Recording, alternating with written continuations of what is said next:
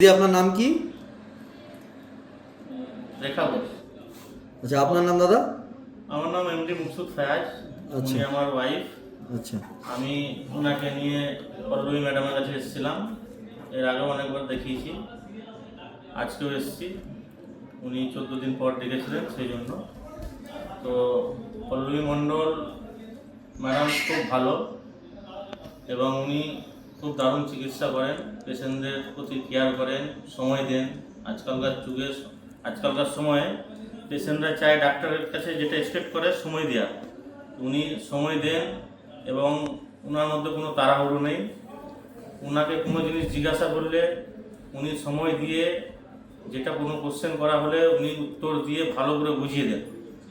এমন নয় যে হ্যাঁ আরও পেশেন্ট বাইরে দাঁড়িয়ে আছে, তাড়াহুড়ো করে দেখে লিখে দিলাম, সেটা কোনো নেই। উনি সময় দেন এবং চিকিৎসা ভালো করেন।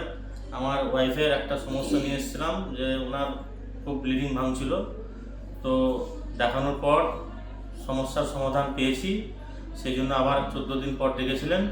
এসছি, প্রায় আমাদের 20 মিনিট ধরে সময় দিয়ে পুরো বুঝিয়ে দিয়ে আমাদের সমস্যা পুরো ক্লিয়ার করে দিয়েছেন। এবং আমি বলবো যে এখনকার সময়ে এরকম ডাক্তার পাওয়া খুব মুশকিল, কারণ এখনকার সময়ে ডাক্তাররা সময় খুব কম দেয়, দেখে কম। উনি ওষুধও খুব কম লেখেন, ওষুধও খুব বেশি লেখেন না, এমনকি কোনো কস্টলি কোনো ওষুধ থাকে না। কম ওষুধের মধ্যে দেখেন, ভালো দেখেন, সময় দেন। আচ্ছা, আপনারা ছাড়াও তো অনেকে ডাক্তার দেখাতে এসছে, তাদের কি সবাইকেই টাইম নিয়ে ম্যাডাম চিকিৎসা করেন? অবশ্যই সবাই টাইমলি, আমি বলে না যে আমাকে পার্সোনাল টাইম দিচ্ছে বলে না, আমি আমার আগে যে পেশেন্ট ছিল কাউকে 10 মিনিট, কাউকে 15 মিনিট সময় দিয়েছেন, তো নিশ্চয়ই সময় দিয়েছেন। ওনাদেরও কোনো কোশ্চেন ছিল, কোনো জানার ছিল, জানিয়েছে। আজকে সময় দিয়েছেন বলে ওনার পেশেন্ট আসছে, দেখছে।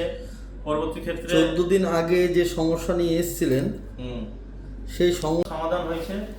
উনি 14 দিন পর ডেকেছিলেন, আজকে দেখে বলেছেন পেশেন্ট ভালো আছে, ঠিক আছে। আমাদেরকে জিজ্ঞাসা করলেন কোনো অসুবিধা আছে কি না, আমার ওয়াইফকে জিজ্ঞাসা করলেন কোনো অসুবিধা নাই, যা কোনো অসুবিধা নাই। আর যে সমস্যা নিয়েছিলাম সেই সমস্যার সমাধান পেয়েছি। আর পরবর্তী ক্ষেত্রে তো আমার এগেনস্টে যদি কোনো পেশেন্ট থাকে, যদি কেউ সাজেস্ট করে, তো আমি বলবো যে 1 নম্বরে প্রথমে বলবো পল্লবী মণ্ডলকে দেখানোর জন্য। আচ্ছা, অনেক অনেক ধন্যবাদ দিদি আপনাদেরকে।